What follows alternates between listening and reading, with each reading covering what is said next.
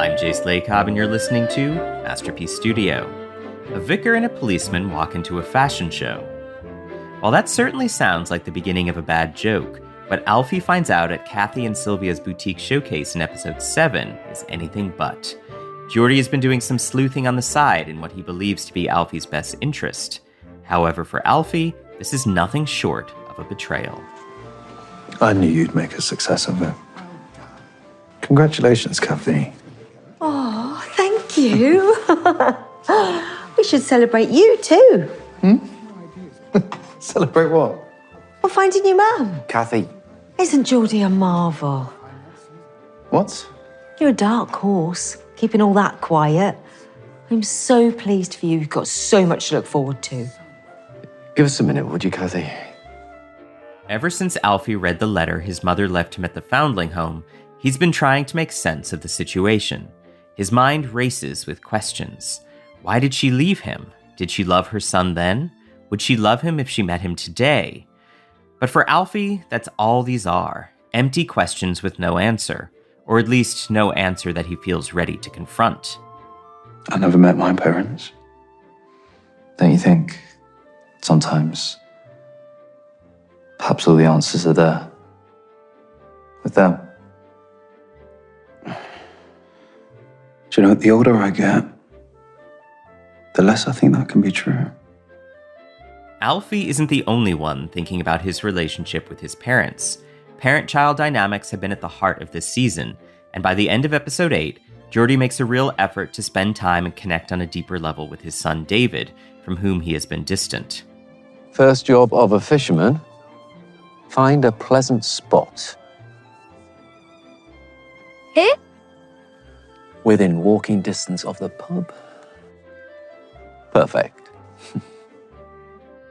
Today, we wrap up this beautiful season of Grantchester by first talking with lead writer and executive producer Daisy Coulam, and then with the vicar himself, Rishi Nair, as they both reflect on the heartfelt themes of belonging, family, and parent-child dynamics.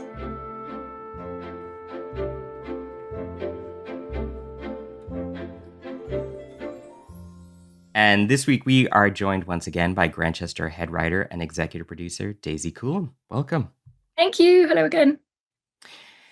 As we reach the end of this series of Grantchester, there is an undercurrent in Series 10 about our characters' relationships with their parents, whether that's Geordie and David, Danielle and Clara, Leonard and his father, or Alfie and his mystery mother.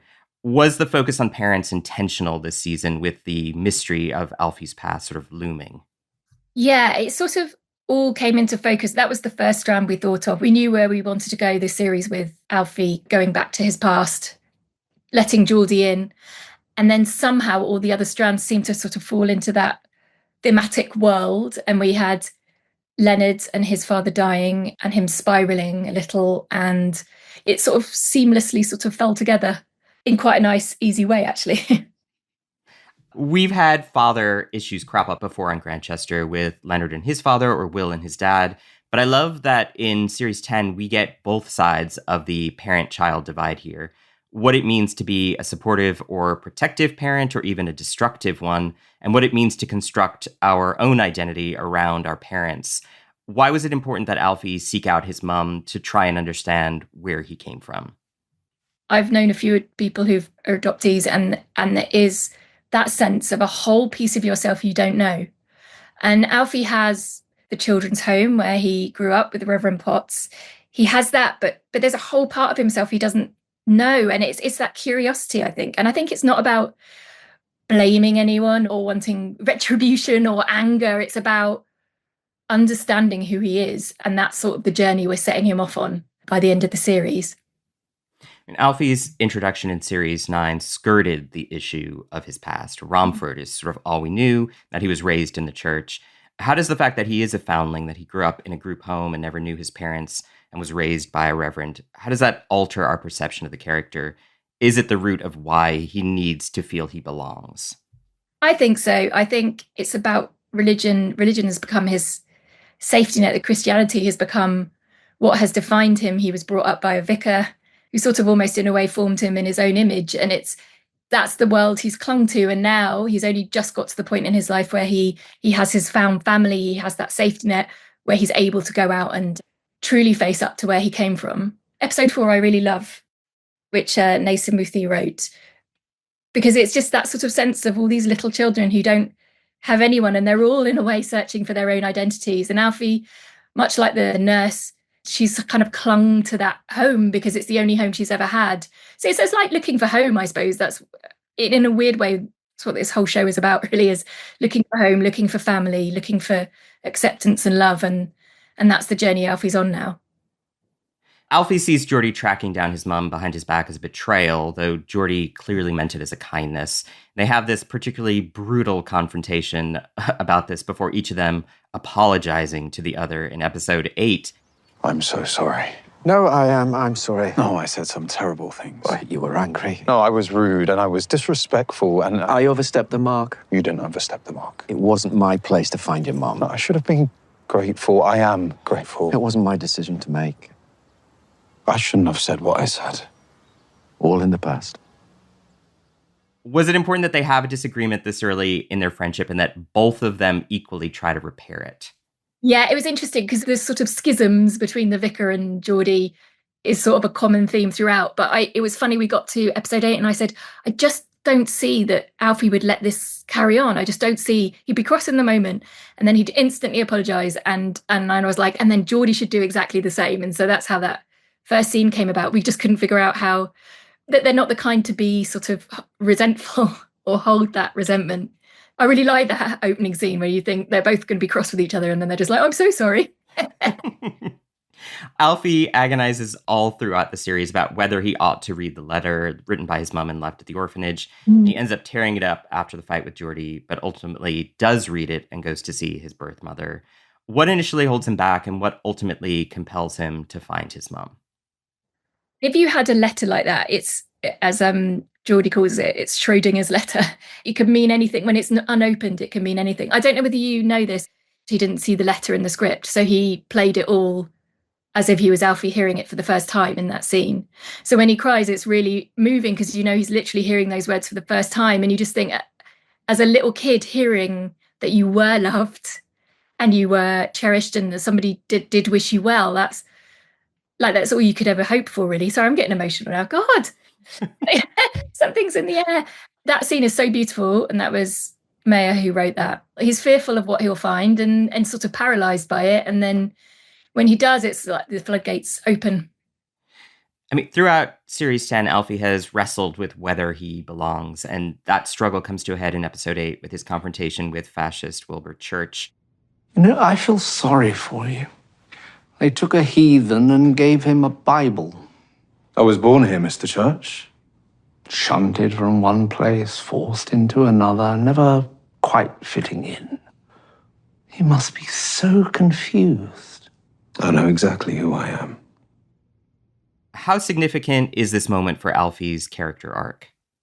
I think that's it. I think that's the moment where he goes, no, I'm ready to do this. I'm ready to go and see her, because if you're going looking for answers, maybe that's the wrong time to go. It's going knowing who you are. That's the time when you should face somebody. That's the time when you're certain of yourself and can hold that in your heart, I suppose. You've got to be strong for those moments, I think. And he feels in that moment that he's strong. And that build to that end of that episode is so lovely. Well, let's talk about that scene. It is the final scene of Series 10, and we get him knocking on his mum's door, which opens, revealing, well, we don't know yet. And Alfie simply says, hello. What can you tell us about where this storyline is heading and about maybe even who might be playing his mum in Series 11? We're still in the early stages of that, but we have some ideas of who's playing his mum. We want to do a story that's quite complex about this, about reconnecting with somebody who is, you know, a blood relative, who is the closest relative you could ever have, and yet you've not seen each other for 32 years. You have no frame of reference. For Alfie, it's about, where does he fit in now? Does he fit in with his mum, or does he fit in with the church? Does he fit in with everything he was brought up to believe? Again, it's throwing those quite big questions at him. Was faith forced upon him, or did God find him? You know, it's quite big questions for him. But also there will be some heartwarming moments as well, I promise. There's some love. There's some love. You tend to approach each series finale as a potential ending. This is the first time I can think of that you've written a cliffhanger ending, that door opening to the past and the future at once for Alfie. What was different about the end of Series 10 that made you want to write this as a cliffhanger? Do you know, I wonder if we were just being a bit cheeky, really. Going, surely you can't leave it here. Maybe we were just... No, but I also think that there's, in a way, if it had been the last series, like you say, it's the past and the present and the future rolled into one word, really. And hello, it's just, you could have gone, oh my God, he's found happiness, he's found completion. But then actually it also gives us somewhere really fun to go in the next series when you bring her back into his newfound family and how real family, in inverted commas, and found family fit together. There's a lot to explore there. The brutality of the scene between Leonard and Daniel's mom, Clara, still has me shaken. It was so unexpectedly cruel, particularly after how Leonard was treated by his own father, even in death. My husband is very sick. I'm sorry to hear that. It's worry for his son. There really is no need. Daniel had a wife, you know, Madeline. We're still very close, she and I. Daniel deserves to be happy. He is happy. I can assure you of that. Who are you to tell me about my son? You corrupted him with your filth and your perversion. You're nothing but a deviant. It makes me sick to even look at you. And Jack tells Daniel because Leonard wasn't going to tell him. And Al is amazing, as always, here. What do you think kept Leonard from speaking up? What was the small price to pay that he mentions? I think he's got no one. Essentially, Leonard is an orphan now. He lost his father. His father didn't even want him at the funeral. I think it's sort of about forgiveness. And if they don't accept Leonard, if Daniel's parents don't accept Leonard, maybe that's the price to pay for Daniel being happy. And actually, what's lovely is Daniel chooses Leonard, because I think there's that amazing scene at the end of episode 6 where Daniel and Leonard have that huge argument. And Leonard says, I've given everything for you and you've given nothing back. And in that moment, Daniel finally sacrifices something. He sacrifices his family for Leonard, and it is sort of equal pegging again. I think they're back to being equal. I love that Mrs. C and Jack have become surrogate parents, and their love and acceptance has been so tender. Jack's paternal kindness to Daniel after he smashes the teapot is gorgeous, and Nick Brimble's so great in that scene. Given parenthood is such a dominant theme for this series, how does the Chapmans' love, the love of that found family, offer hope to Leonard, Daniel, and Alfie? If you think how far Mrs. C especially has come, I mean, Jack weirdly has always been quite open-minded, I think. So he's a man who's seen the world, who feels a bit more worldly than other people. Mrs. C has been, you know, where the first time she caught Leonard kissing, it was like he broke her heart and it was devastating for her, and it took a long while to come back. And now I think it's just about love, isn't it? It's one of those things that when you realise you love somebody, it doesn't matter if they're gay, if they're happy, you're happy for them. And I think that's what's so lovely about it. And with Rishi, again, it's about love. They just, and acceptance and kindness. And what I love about that is this raggle-taggle bunch are a family. All of them, you know, Daniel's there. Why should he be part of it? In a weird way, why should Jack be part of it? You know, it's this weird group of people that have all come together and all have each other's back, which I love. I love that. Elsewhere, there's the gorgeous fishing scene between Geordie and David, where Geordie evolves into a supportive and caring father and says, You know, David, whatever you want to do in life, whatever you like, whatever you want to be, I'll always be proud. I love you, son. It's such a gorgeous and powerful moment from Robson. What was the inspiration for this scene juxtaposed with Clara's sort of hatred? There was a previous episode where Geordie couldn't say the words, I love you. He just couldn't. It's the episode 5. It's almost like that sort of man thing of not being able to express it because somehow that's dangerous. And I think what we wanted to do was get to, by the end of this series, that he is capable of saying those words. And it's not even about that he wants his son to say it back. It's not about that. It's just about going, you are you, David, I am me, and I will be proud of you, whatever. And, oh no, I'm getting emotional again. Good Lord. And I think they played it really well, that scene, because, and obviously Robson is very good at fishing, so he added lots of fishing talk, but I think he played it very beautifully. It's very sort of underplayed in a way. It's very human. Very human. Yeah. And in a way, Alfie's bid to go and see his mother has sort of inspired him, I think. You have these chances very rarely. You might never have that moment again. It's sort of fleeting, isn't it, I suppose? So he picks that moment and does it. Yeah, fathers and sons, big theme. Well, just parents in general, I suppose, yeah. Yeah, big themes, big stuff. Big stuff. Kath and Sylvia have opened their own clothing boutique, which I think captures the spirit of changing women's roles in the 1960s and shows just how much both characters have grown across 10 series. How did you land on the idea of a boutique for the two of them, and how does this crystallize their friendship? It's about the coming together. We wanted to do something which was sort of empowering, I suppose. It's about two women empowering each other. They've sort of lived for everyone else. Kathy's lived for Geordie and the kids and brought them up, and Mrs. C has basically brought up every vicar that's in that house. It's about those two having their time. And I think we started it in Casey, the episode I did with Casey last year, where, you know, it's about women, really. We got really excited about that notion of those two following their dream for once, having that moment to follow their dream. And it's just fun to have them go to the bank manager and tell the bank manager off. And then I don't know how we stumbled on fashion. I think because Kathy has always worked in that sort of fashion-y world, and Mrs. C is always sort of supportive of Kathy. That sort of became the world. And then as soon as we had that world, we were like, oh, we'll do a crime in that world. That'll be great. And then you have the fashion show. It's just quite fun and vibrant. I love it.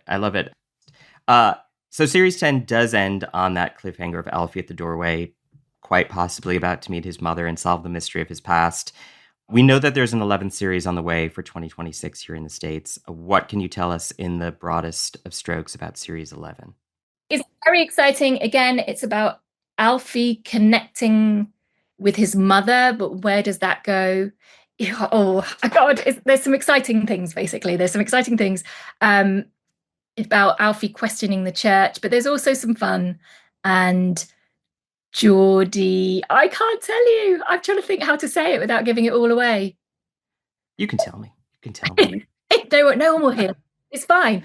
Let's just say that there are some big shake-ups and some potential danger in some characters' lives. That's worrisome. It's worrisome, but, you know, it's Grantchester. It'll all come right in the end, I think. It'll all be okay. Yeah. Just don't pay attention to the murders. Yeah, exactly. Everything else is fine. Daisy Coulam, thank you so very much. Thank you. So nice to be back. We'll take a quick break to hear a word from our sponsors. And when we return, we'll talk with Alfie Cotterham himself, actor Rishi Nair.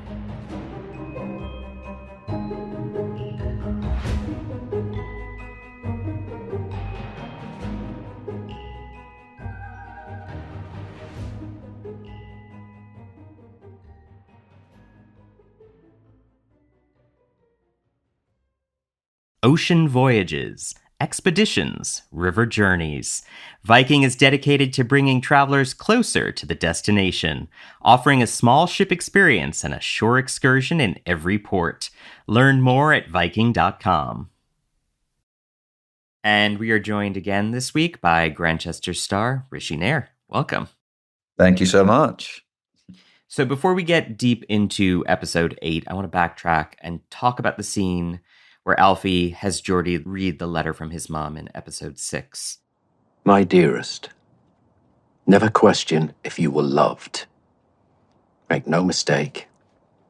You are a blessing, and you deserve to live a full and happy life. Forgive me, but I simply cannot give you that. I have nothing and nobody. Even though we will no longer be together, I will think of you every day until I die. I know you will make the world a better place simply by being in it. May your light shine bright, my son. Thank you, Geordie. Is it true that you hadn't read the contents of the letter in the script before shooting the scene, and that this was the first time you were hearing these words? And that is correct, yeah. You know, we had filmed so much about this letter in the build-up to this. From when he got it from Reverend Potts, we did, I don't know how many scenes there are where Alfie's in his office debating whether or not to open the letter. You know, we obviously shoot economically in terms of we're in a location, so we shoot kind of a couple of scenes together. So those scenes I kind of did all in one day. And by the fourth time we did it, I was like, I don't know how else to portray me deliberating whether to open this letter or not. So there was so much emphasis on that. And obviously the contents of this letter was such a big deal for Alfie that I just kind of thought, if I didn't read it in the scripts beforehand and we just kind of shot it for the first time on camera, it would be real and kind of raw. And, you know, it might not have worked, but it would have been nice to experience that. So, yeah, I kindly asked the script team not to send me a script with that letter in it. So there was a version, which I think was just called Rishi version, that didn't have the contents of the script there. And then obviously that kind of got around to everyone. And when it came to the day of actually filming it, I remember a lot of the crew were coming up to me like, "Oh, you haven't read anything about the letter," and it kind of put so much pressure on myself then, because I was like, "God, I'm going to have to deliver now," you know, because we've gone this far to not include it in the script. But yeah, I mean, for me as an actor, it really helps because I kind of just put myself in Alfie's shoes in that moment in time and just listened to the letter. And Robson, who plays Geordie, read it so beautifully that it kind of just brought out all these emotions. And so I would like to think that it was probably a good decision not to read that beforehand. I mean, I think so much of acting is reacting, and you're able to just be in that moment and react to this message that you're hearing for the first time. And your performance is so profoundly beautiful. You have this single tear running down your face. It feels so genuinely rooted in emotion that I think you pulled it off. Oh, thank you very much. It just feels very genuine. I know you will make the world a better place simply by being in it. May your light shine bright, my son. Yeah. Is there finally a sense of closure for Alfie hearing these words? Can he finally let go of something he's held on to for so long? I think so. I think he can. And, you know, the letter, I have to mention this before we move on. We talk about how beautifully Geordie read it or how I reacted to it. But in actual fact, that the credit for that goes to the writers because it was so beautifully written. It was so short. But I was expecting it to be super long. Obviously, I hadn't read it. It was so short, but it was so economical. It was just every line meant something. And it was so easy to react to because there was so much meaning behind each line. And like you said, those two lines at the end there, in a few sentences, it's funny how something that you've been questioning your whole life can kind of be answered in such a small amount of words. And, you know, obviously, I don't want to make it seem like everything's perfect now, but I think what Alfie takes from that letter is he's always had this fear that he wasn't wanted. He wasn't wanted for one reason or another, or why did this happen? You know, like most people, you kind of think the worst of any situation that you don't know about. But I think by the end of the letter, what he realizes is he was loved. And I think that for him means so much. It kind of means the world to him just to know that he was loved. And I think from hearing that, we kind of see him in the next episode and he's kind of got this skip in his step again. And he's back to Alfie as we know him and very content and very happy with his life because, yeah, he knew that he was loved by his mother. I mean, the letter could be dynamite, but instead I think it is a salve. Like it heals this thing he's been feeling.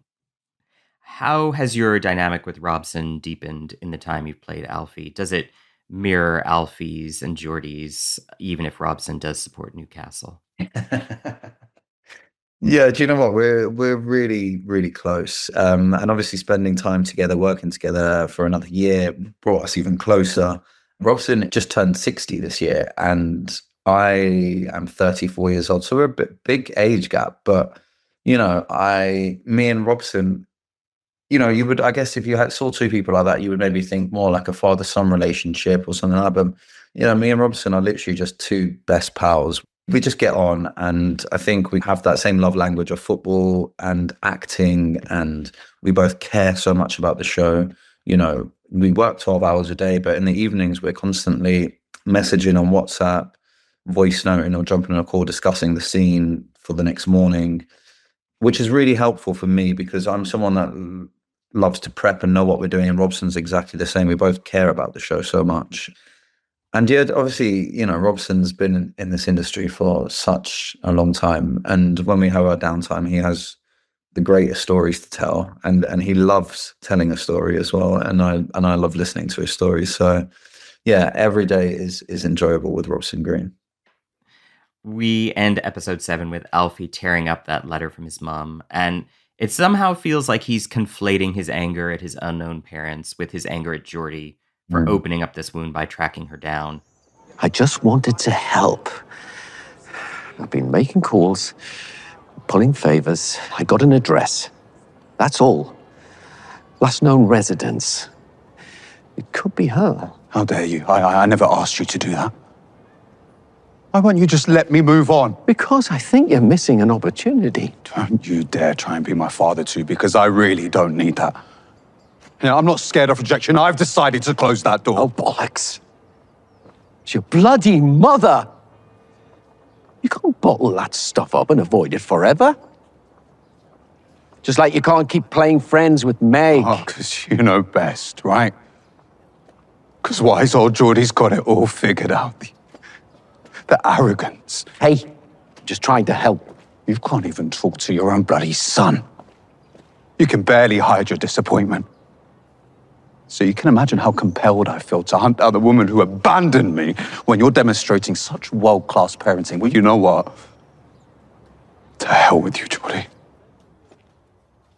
I love the fact that the two men don't spend several episodes kind of brooding, but they immediately apologize to the other. Geordie assures Alfie it's all in the past. What do you make of Grantchester's exploration of male friendships? Yeah, do you know, it's actually the second fight they've had, because the first scene I had, I punched him in his face. But they were strangers then, though. That's correct. That's correct. Yeah, no, it's their first argument they've had as friends. Geordie's telling Kathy, it was his fault. I'm never going to apologize. I'm never going to apologize. And Alfie's kind of going on this run to kind of clear his head. And they both see each other, and they both kind of just pour their heart out to each other and apologize.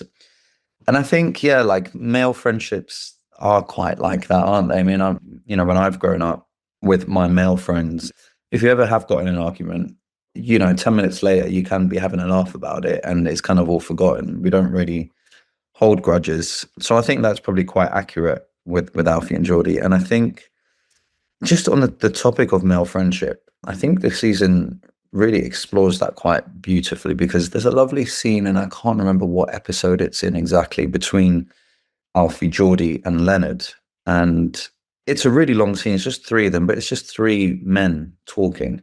And I don't think you get that very often. And I think especially in 1962, you wouldn't just have three men just talking about how they're feeling or their family. And it's also funny, isn't it? Because they kind of all give each other advice, and it's all great advice, but none of them really take it.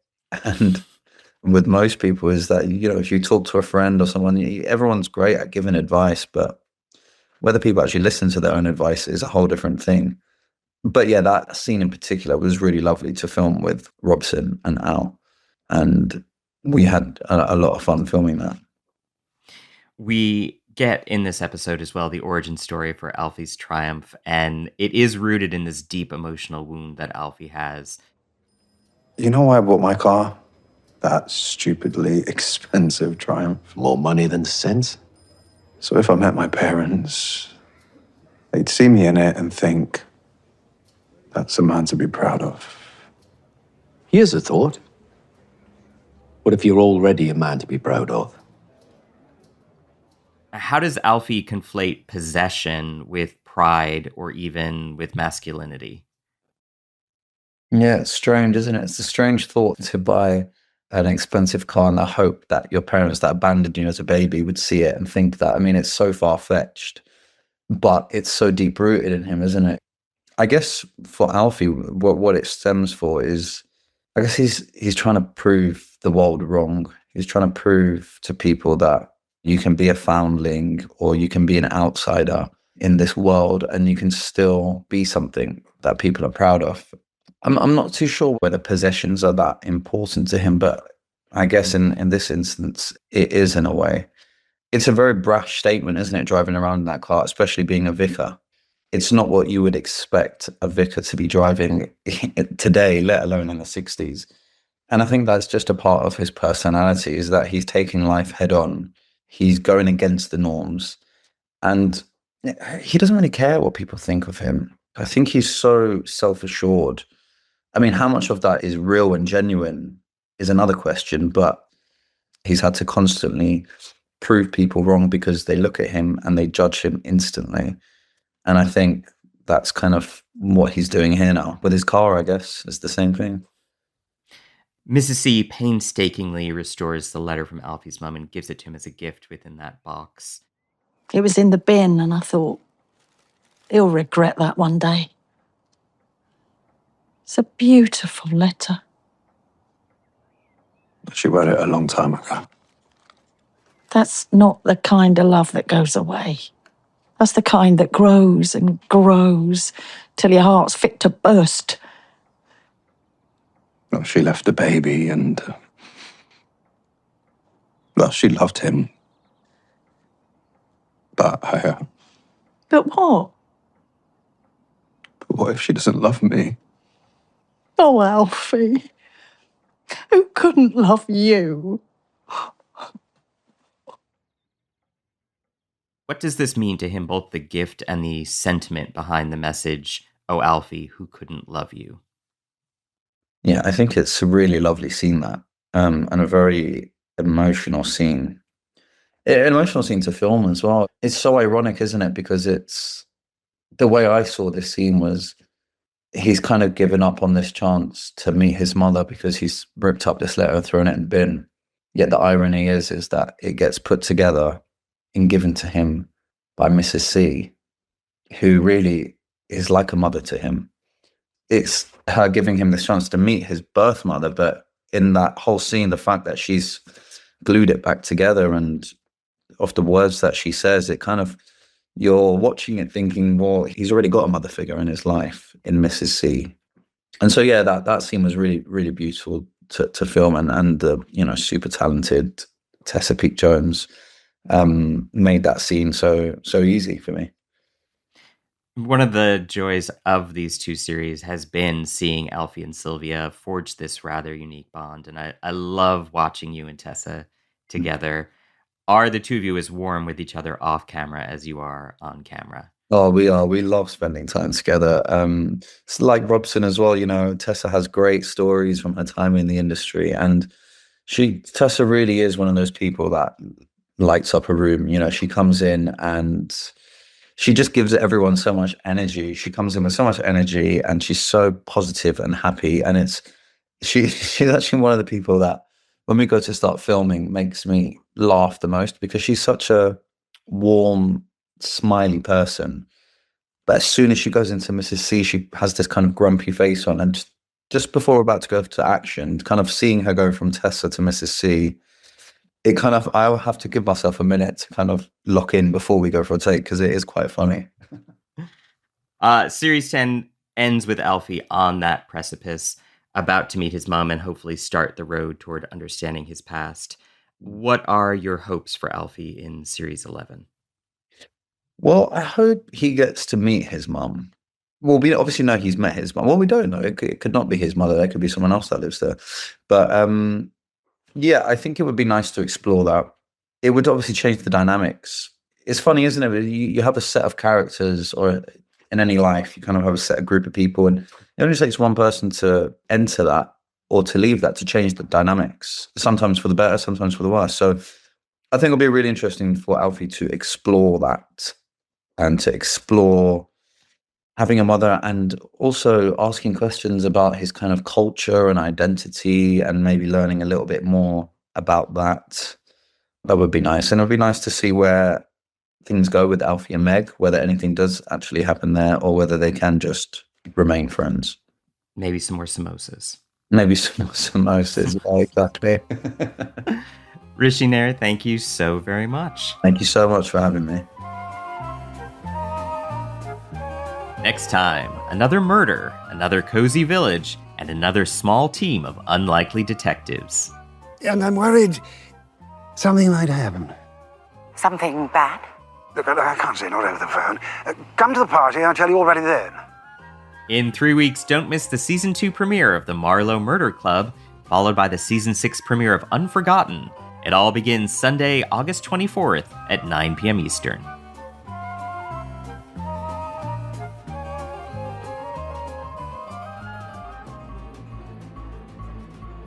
Masterpiece Studio is hosted by me, Jay Slay Cobb, produced by Jack Pombriant, and edited by Robin Bissett.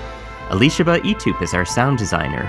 The executive producer for Masterpiece is Suzanne Simpson.